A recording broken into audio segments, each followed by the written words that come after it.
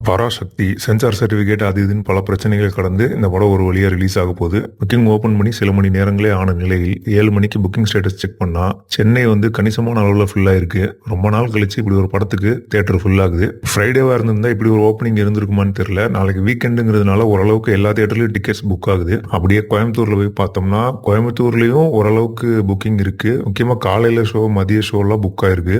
Evening நைட்லாம் கொஞ்சம் vacancy இருக்கு. அப்படியே மதுரை செக் பண்ணலாம். மதுரையிலயும் நல்ல தியேட்டர் நல்ல ப்ரொஜெக்ஷன் இருக்க இடத்துல எல்லாம் புக்கிங் இருக்கு. சிவகார்த்திகேயன் சொந்த ஊரான திருச்சி போய் பார்க்கலாம். திருச்சியிலும் அகைன் நல்ல ஸ்கிரீன்ஸ்ல எல்லாம் புக்கிங் இருக்கு.